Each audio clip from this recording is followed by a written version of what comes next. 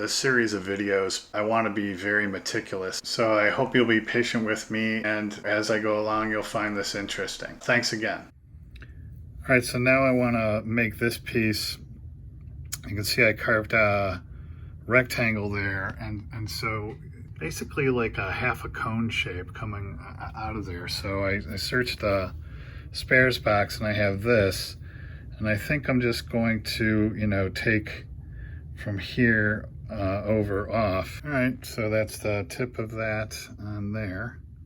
I think that it's gonna work. You can see I drilled those holes.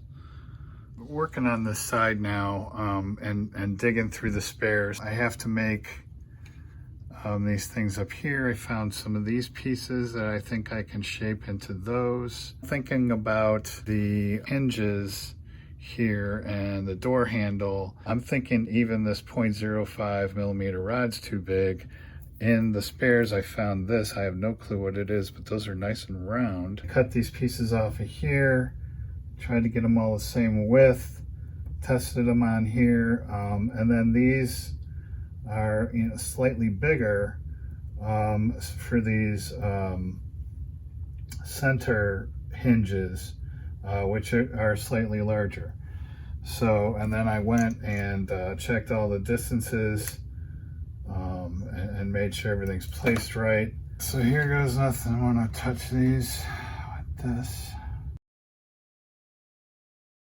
Okay, it's the next day and those are fully solidified on there. So now I'm taping next to them, and then I'm going to start kind of shaping them like this and paring them down.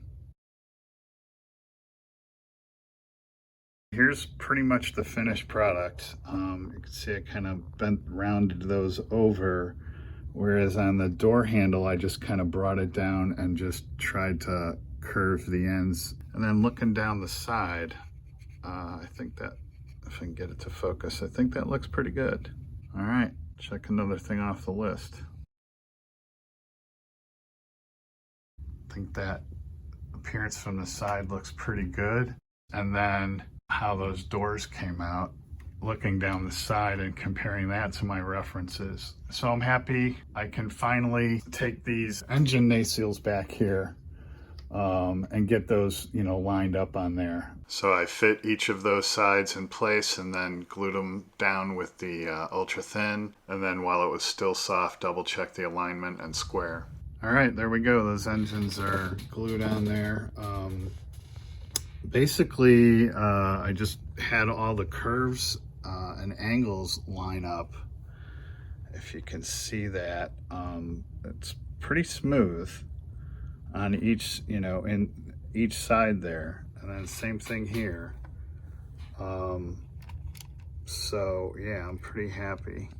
So just proceeding to fill in all these gaps with the ultra thick super glue, and then I've got the zip kick over here, keeping it away from this, so kind of filling it with the thick and then touching it with the zip kick. So now that's all filled in on both sides all the way around, so now it's just a matter of, you know, sanding it down. You might recall I was all happy about there being the windshield wipers on here. The problem is they're in the wrong spot. So I started sanding them off, and then I'll buff that out. Same thing on this one now, sand that one off. Hopefully you can see that, but it's still a little dull, but I think when I hit it with the future, plus I got to buff it out a little bit, clean it up, and then I'll scratch build those windshield wipers. There's the cockpit after I put the future floor wax on. Yeah, as I had hoped, those windshields came out pretty good. All right, so I want to create those loops there next to the holes, you know, these pieces here. So I couldn't find anything consistent, but I found this piece here. So what I may do is you know, slice that. Okay, I think I have these loops done. Again, I, you know, drilled out that piece and then kind of sliced them off there with the razor saw, and then filed them down on here, and then turned them on their side and filed one side down. So now I'll take that flat side, you know, and attach these right there. There we go. I sanded them down a little bit more, and I think that's better. It's a little closer to a half circle. So yeah, I think that looks better. All right, I've got these nice and smooth now. As you can see, so it's all smoothed out. Now I just have to put the additional panel lines on there. It has one that goes across here, and then rescribe the one that I basically sanded over. And then on the insides, there's that opening for the flotation devices. I'll pop a reference in. So I have to, it's basically a big rectangle. I have to scribe those on each side. So, but yeah, I'm pretty happy with the way that came out. You may recall, this is the original image from my Warpaint reference book that I, removed the engine nacelle to create these and then flipped them to create the other side. So given that this is the original, I'm going to use that for my panel lines on the outside, at least, of this. And then I showed you the reference for the openings on the inside. So then using my map, I lined up where the line should go and then proceeded to scribe those lines. And now I can use those lines to line up where the flotation opening should go. Hopefully you can see it. I know there's a lot of reflections going on here, but here's the one panel line, and then here's the other one.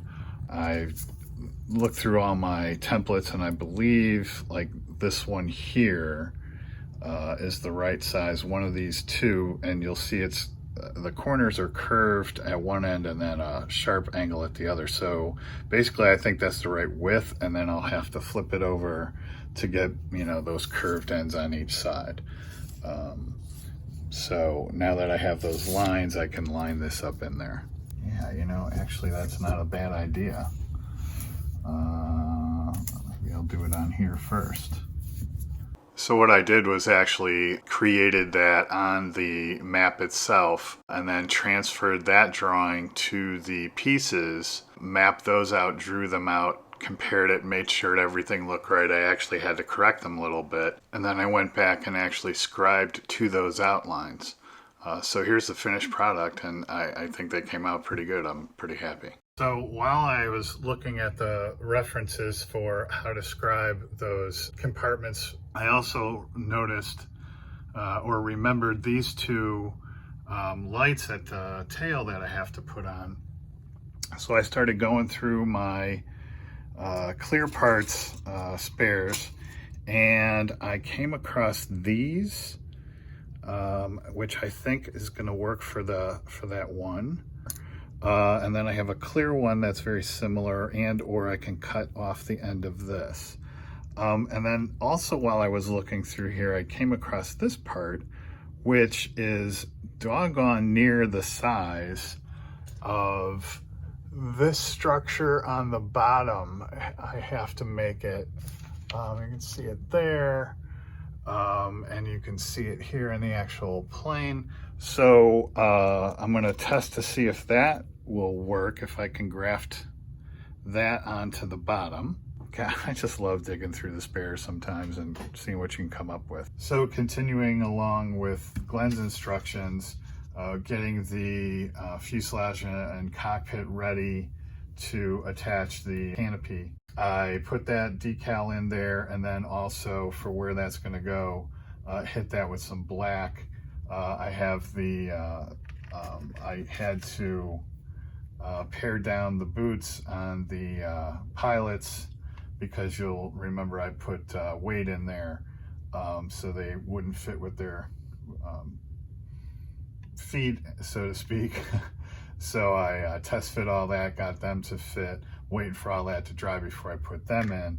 And then down here it calls for the clear blue on the escape hatches, I believe those are, or at least the windows up above. And I double checked references, and indeed, then I noticed once I saw this, I noticed that indeed they are darker or tinted. So I wanted to test this. I got this transparent blue, tester's transparent blue, so I sprayed that in a separate container and just test that. And yeah, I think, that should work fine. So I'm gonna do that now. I then brush painted that Testors transparent blue on those upper windows, and then place the crew with medium super glue.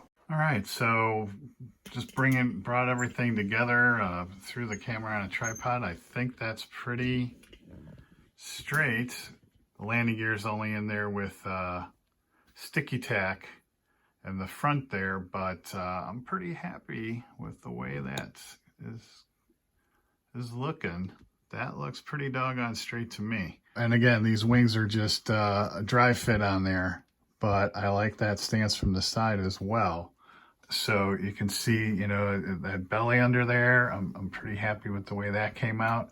And then just looking down the side from this angle as well, it really looks good, you know, compared to my references. And now, again, that cockpit is just resting on there. I haven't glued that down because then the next thing I want to work on is folding those wings and then getting that wing piece in there so that then I can work on the top. And because there's a ton of detail, you know, that needs to happen all up in here. So I've been kind of collecting the parts for that. And then from the back, the engine nacelles, I think those look pretty good. So yeah, I really feel like I've turned a corner. It's starting to come together and, you know, and look like a trader and be a trader. So just then following along, next steps, next time will be, you know, getting into folding those wings, and doing all of that. And then, then at that point, you know, then finally, you know, with just these section of the wing, now bringing all that together and working on the stuff on top, again, to make it a trader. So until next time, thanks for watching and happy modeling. Given that this will probably be the last video before Christmas this year, I thought I'd do a mail call. Got a couple of Christmas cards here, and first one is from Rick at Down the Throat Modeling. Thank you for those holiday wishes, Rick. Same to you. That's an awesome card. I love the cards with Santa on them. I try to send one to Charlie Mac every year. This is an awesome card. Thank you so much. With the modeling theme and the naval modeling theme, totally appropriate for Rick. Awesome card. Thank you so much. And we have another mail call from Cliff at GI Mechanic. Thank you so much, Cliff. Merry Christmas to you and your family as well. And Merry Christmas to all the modelers out there. And have a Happy New Year, and we'll see you in the new year.